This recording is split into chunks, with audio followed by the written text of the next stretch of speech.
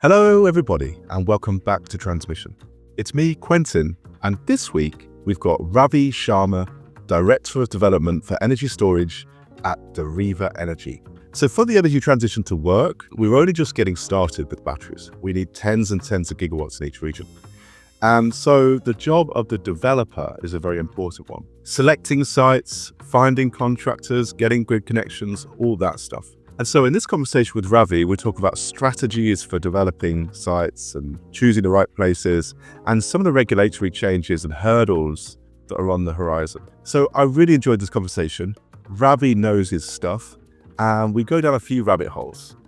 If you like this, hit like, subscribe, and all the good buttons. It means we can increase our reach and do more awesome stuff for a bigger audience. And now, let's jump in.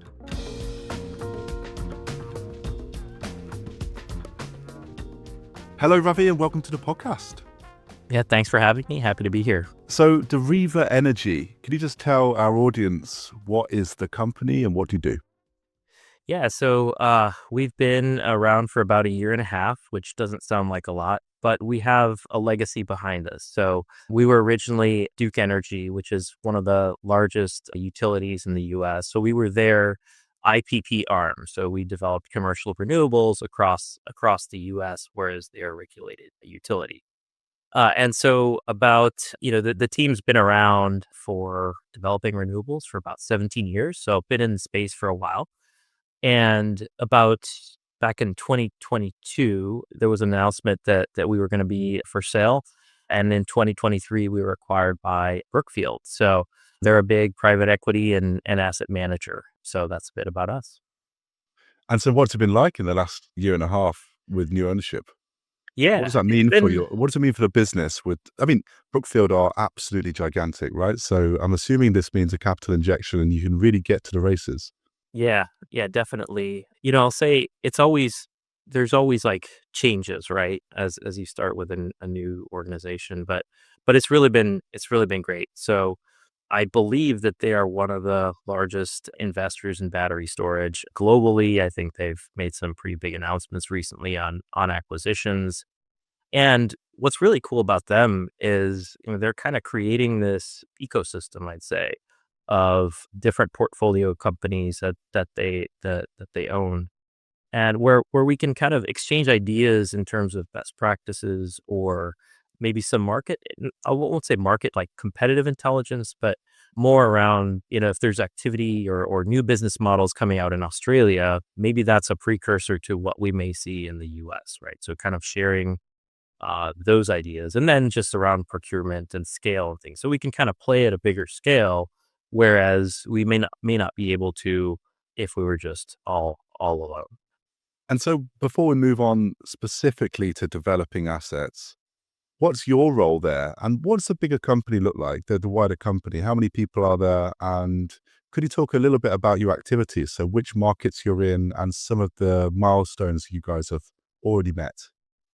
Yeah, so I'm a project developer. I lead our energy storage development team. We're relatively small, but we've got a couple of folks. We, as a company, we're about a little over 500 people. It's broken up. I mean, we do a lot of wind and solar development and, of course, storage, but other divisions, right, are more kind of within the finance organization, within the operations organization. We have a pretty large operations team. We've got 6 gigawatts out there and operating. And so they were fully kind of capable to maintain our assets and even offer third-party services to other operators out there. And which regions do you focus on? So we are pretty widespread across the US. In terms of storage, we're in ERCOT. We have a little bit of activity in CAISO, PJM, ISO, and some of the southeastern markets. Also have a little bit in WEC. I'd say where we're not, right? Because you can't be everywhere and be good at everything. So we are, oftentimes not, or we're not in the Northeast. Those are good storage markets, but, I think it really boils down to where your team has expertise and making sure that you're kind of leveraging their expertise. Okay, so Ravi, in this episode, we are going to have a go at talking through how you actually develop a site in the United States. So everything from choosing a site, selecting the best place and grid connections and whatnot, all the way through to construction and deployment and getting into the markets. And so I'm excited about this conversation because you and your team do this. This is your bread and butter, day in, day out. And we're going to have a go at talking through each step in quite a bit of detail. So can you just give us the 10,000 foot view? What does it mean to be a developer and what are the steps? So I like to think of development really in kind of three phases, right? Very simply, early stage, mid stage, and late stage.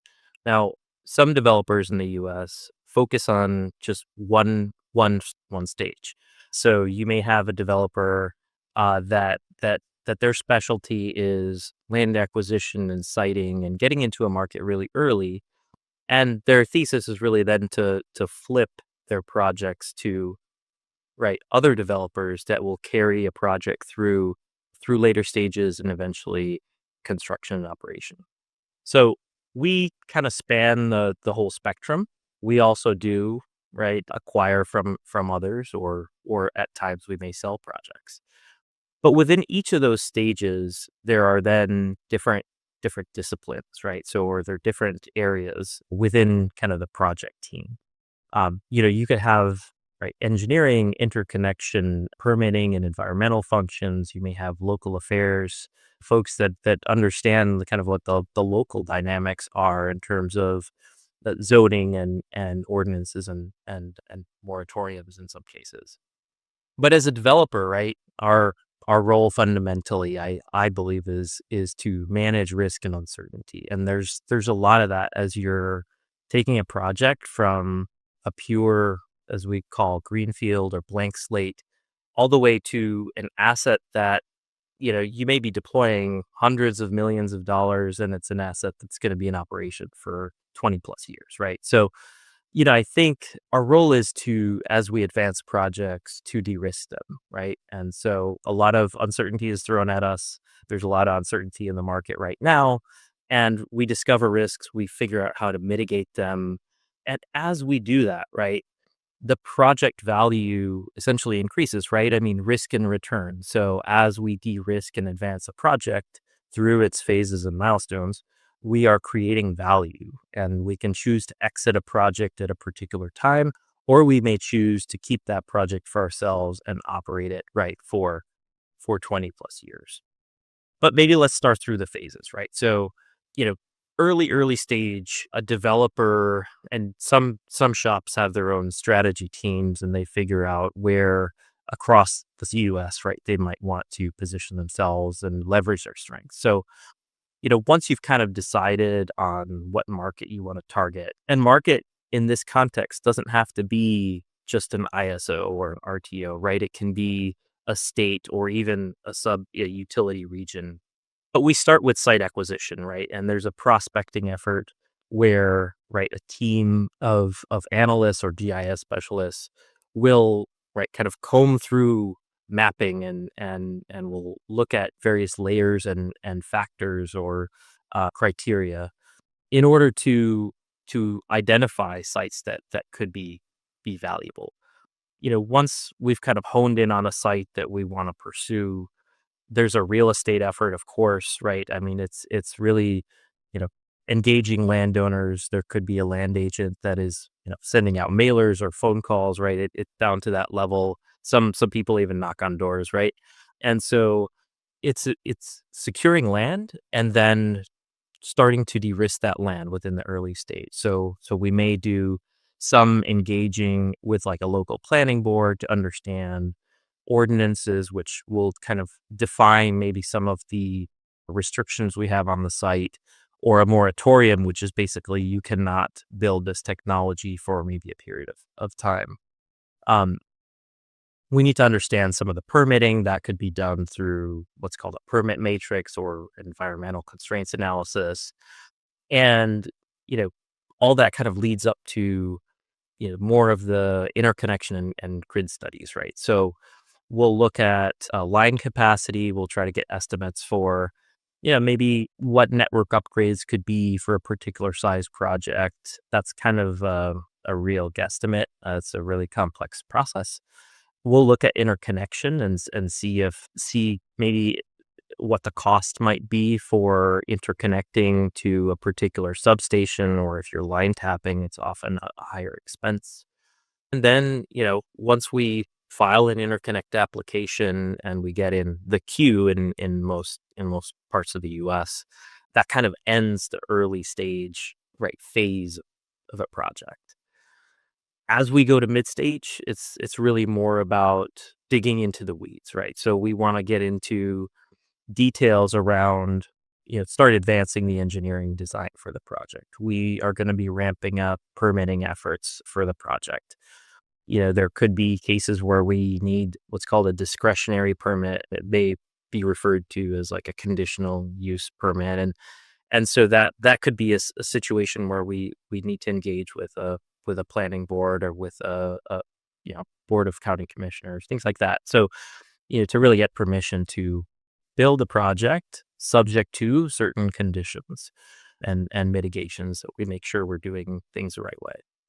You know, I would say it's also advancing the economics picture and the business side of each project. So, you'll be running financial models, you'll be trying to understand which customers you wanna target if you're going that route, and putting together that commercial picture and investment thesis.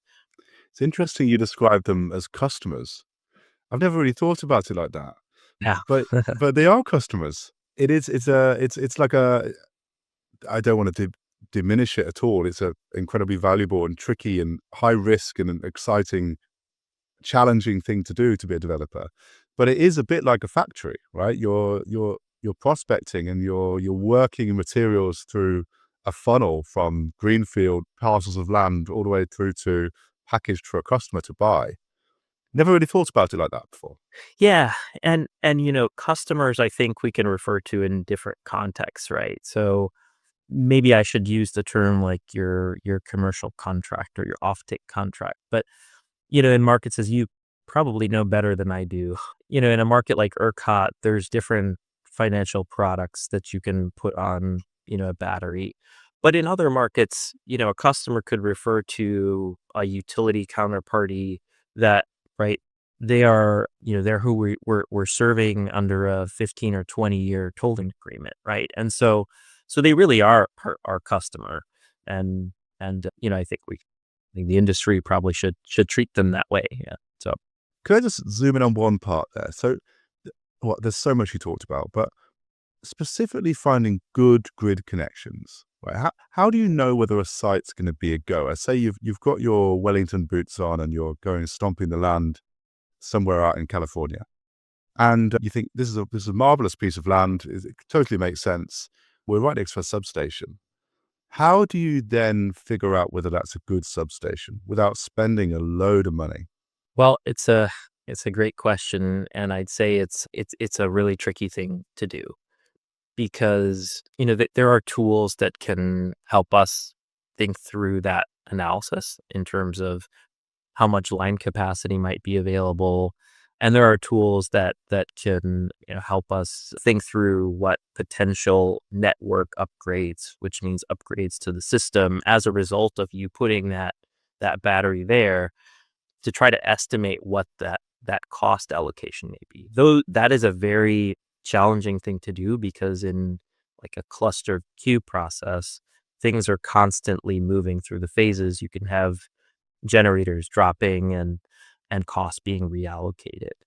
Using consultants is another one, and some organizations, right, also have kind of an in-house team that will run analysis on understanding the cost. And if I would just say one more thing on that, is that is a critical piece today, probably more than ever, because the the upgrades that projects can be assigned in certain markets can be massive, right? So you can end up with, as you're already advanced the project to some mid stage, you've already poured money into this project, and you can be allocated as a result of a study. If you get it wrong, right, tens or even hundreds of millions of dollars in upgrades, which makes a project like not feasible anymore. Tens maybe you can work with, but depending on the size, hundreds maybe not. I've got this idea in my head that, I don't know, a decade ago, you could get in your truck and drive around and you'd happen upon a substation and there would just be a spare transformer bay sat there, and a couple of hundred MVA kicking about and a big, beautiful piece of land with no flood risk and no dwellings, no houses or businesses for miles. Was it like that? And do you ever find them like that? Or has all the low hanging fruit gone and we're now into like the really hard technical stuff? Yeah, I think you hit it on the head. So like the industry is changed. There's a lot of competition these days. I'll give the example of, when you're out there prospecting and actually starting to engage with landowners, it's almost difficult to find a site. Like if it's a good site, then odds are five other people have looked at it already or will as you're kind of trying to engage. And so I think, we see competition around us all the time. So I think that drives developers maybe to less desirable locations or sometimes line taps, things like that. And look, it's a lot of decisions. So everyone has their own strengths and view of the market. And I think, people have to make tough decisions, and you kind of pick your poison in which one you want to work through and which one is a fatal flaw for you. So let's say hypothetically, you're looking at three options. Options are bad words here because of options to lease and whatnot. But let's say three opportunities for developing sites. How do what's your decision making process? How do you figure out whether something is worth the time? How do you decide? You must have a sixth sense for this now, where you just know what good looks like. In the same way that you know a property developer has a sixth sense for where there's going to be good value creation. So how do you think about that problem, Ravi? What does your spider sense look out for? Yeah. So as I mentioned, like we look at a lot of different criteria. Some matters more than others. And I think it's really, first and foremost, are there fatal flaws with the site? So sometimes you may find something like a high risk on the environmental side. You may also, see results from your tools that say there's a large network upgrades estimated. And, you know, I'll say personally, but, as an organization as well, like you've run enough financial models, right? Where you kind of get a sense of, what buttons and knobs and dials, right, are going to, in financial terms, right? There's obviously the fatal flaws, but in financial terms, kind of dial you into a price tag or a target return, right? That is within market and something that you would be willing to accept. So having the tools available is helpful, but if after you run quite a few of them, you kind of get a sense for what really matters and what you can work through. So if you were pitching your company, Deriva, and you were saying, "Hey, this is what we're really good at, right? We of course you have scale, right? You're a very large company and you have financial backing, so that's a good start. That's actually quite rare for developers. So congratulations to you and the team for that. But what's your secret sauce? Like, what's the edge that you guys have? What's the thing that you do better than everyone else? I think it's really, we leverage our team's experience. I think that's a big one. And I think some of that collaboration that I mentioned earlier, like we are extremely collaborative within Deriva. So, while we are, have scale, as you mentioned, I've heard from friends of mine or others in the industry who maybe have worked at very large, like I'll say much larger development shops, and they're extremely siloed. And so, I think where we fit is kind of in that middle ground where, we're not so big that, our processes and procedures will strangle us to death and we can't move that quickly and we can't talk to each other that readily and we have to put something in a workflow and I can't just, ask for something. So I think that's really where we feel, or at least I feel on the storage and development side where we're strong. We do have other strengths, I believe, like in our financing team and our operations team that I mentioned earlier. Now I'm going to ask you about some of the challenges. So, what gets in the way? What gets in the way of getting these projects developed? Fatal flaws get in the way, right? So if you missed something through your diligence, right, that can get in the way. But I'll share, I think there's one that's common to developing all technologies, and that's being able to navigate the interconnection queue. You've probably heard that from plenty of people, right? There's delays, it's very complex. You can get this, allocation of high upgrades that, that can be challenging for a project to get past. But for storage specifically, maybe I'll give three. I think one, which you already hit on, is this competitive land acquisition dynamic in the early stage, right? So, you know, how long that lasts, right? Where everyone's kind of chasing the same, like similar opportunities. I think we'll see, right? There may be some consolidation. There may be some, you know, some of those may be early stage developers that intend to flip, and so, right, things may correct a little bit. The second I think is around, it's tied to interconnection, but it's really battery specific because batteries as opposed to renewables, usually in most markets, ERCOT is different. We're including capacity value in the value stack. And when you do that, you really, or to receive that value or participate in that market, you really need a higher level of interconnection service than you may, well, let's say, for an energy only renewable asset. So, just to stop you there, what does that mean that you're considering the capacity value in the value stack? I think is what you said, something like that. What does Yeah. that mean? Yeah. Yeah. So this is, yeah, again, not maybe for your ERCOT listeners, but it's for probably most of the others across the country. So, you know, in some markets in the US, we have capacity markets, PJM, MISO, New York, etc.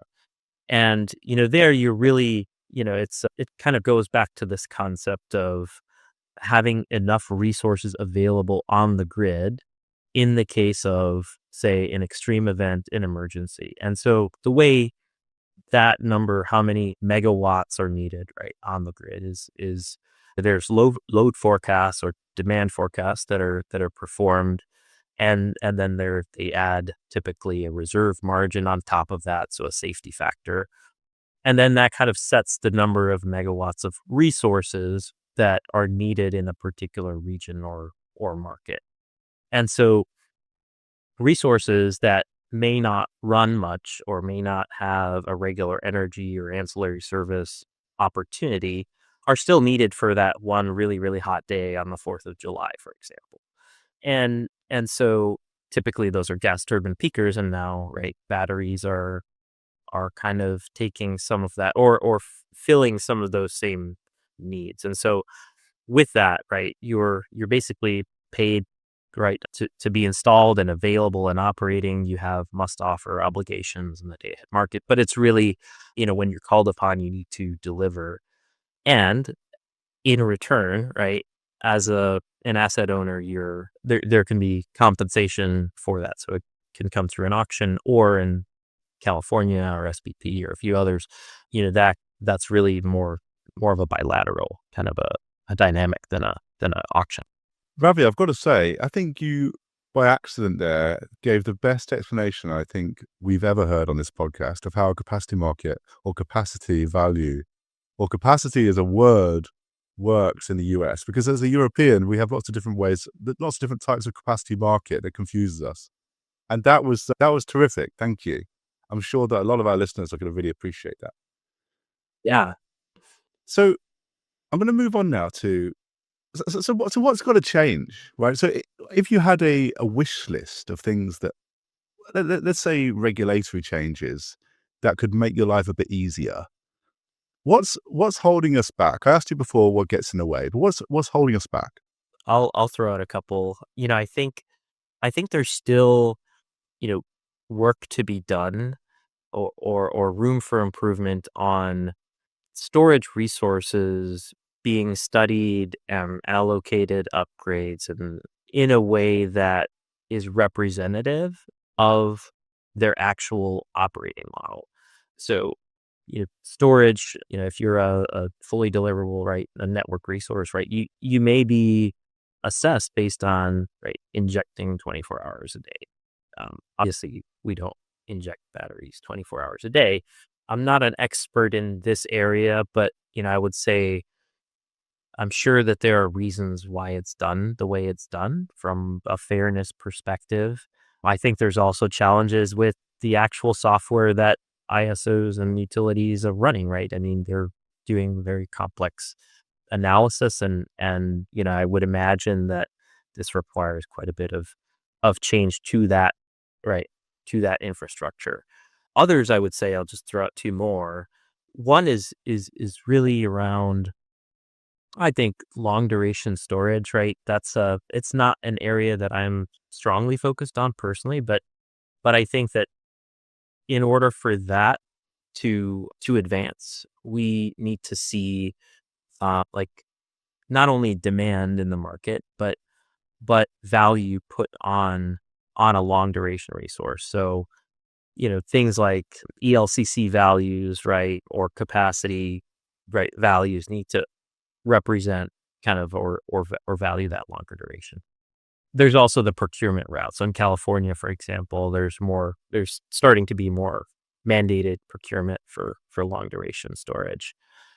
But seeing that more across the US, I think would be interesting.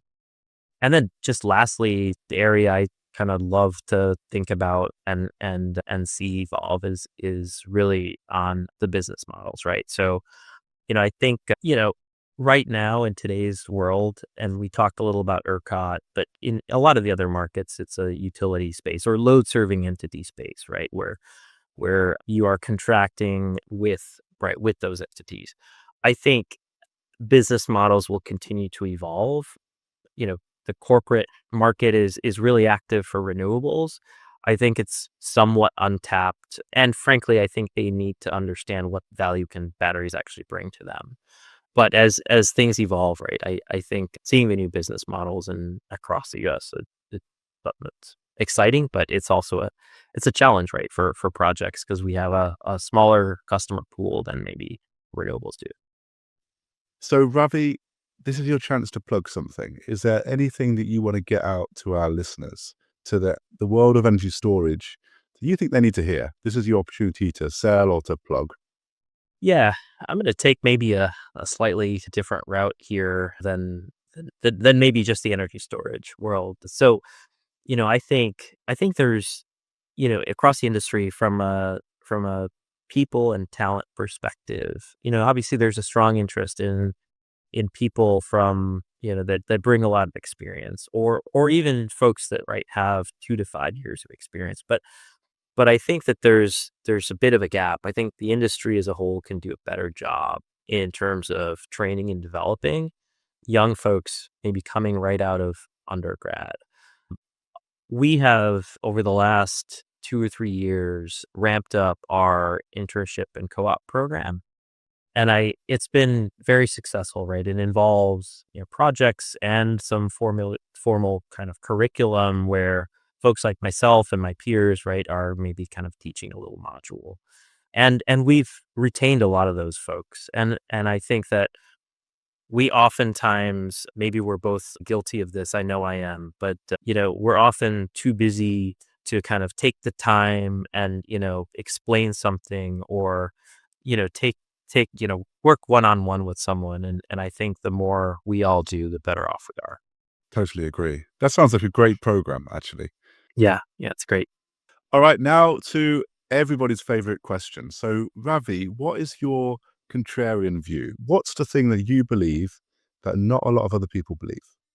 I'm not sure if it's contrarian or not, but I'll throw it out there. So, I think a lot of folks in the industry may think that battery storage is going to evolve across the US in the same or similar fashion that it's evolved in the mature markets like Texas and California. And I think that in many parts of the US as we kind of move west, right? From west to east. You know, I think we'll see utilities flexing a little bit more of their muscle in terms of, right, a desire to own assets. And look, I mean, I came from a utility company, and like, and they have the right to kind of defend their business model. And so I think we'll see them really focusing on repowering their assets that they already have on land they already have next to substations that they already have, right, control of, and or using surplus capacity. We can get into that. That's a whole FERC order, but using the excess to add batteries and make sure they have more flexible and effective assets. So, I think that's maybe people are not fully understanding that, and I feel like that dynamic is something people are going to have to work through. And so what would that actually mean then? What would be the consequence? The way you develop in these markets is a little bit different, right? Because you have, in some cases, right, they're also your customer, right? And so if it's having a presence, in kind of the utility commission space, right, in terms of advocacy, it's also doing research into, right, understanding their IRPs and procurement needs. But this may evolve, right, or may end up in the form of developers, right, flipping pre-notice to proceed or kind of as projects are in a late stage, where developers that are used to kind of taking the earlier stage development risk that utilities can't take, right, because they're not allowed to take as much of that development risk as we might. So, I think there's more of a flip model there, or build transfers is something that I think we'll see a lot more of. Does that mean that demand for developed assets could be much less then than what's currently priced into the market? I don't think that's necessarily the case. I think if you have a project that is pretty advanced, that there's going to be value for it. I think I would maybe just, caution against, seeing, I'll say, the, exciting, ERCOT LMP map and the hedges and put options and all kind of interesting structures that we might see in Texas, or duck curve effects in California. Just seeing that dynamic play out, I don't think we'll see that dynamic play out as heavily in, in these vertically integrated markets more towards the east. And I think there's value there. It's just a different kind of value. Ravi, it was absolutely awesome to have you on a podcast. Thank you for joining us. And we wish you and the team the best of luck as you continue gallivanting around the United States, finding the right sites and getting batteries on them. I would love to welcome you on the podcast again to find out how you've been doing in a few months, in a year's time or so. Yeah, thanks for having me. Would love the opportunity, and appreciate you taking the time here. Thank you very much.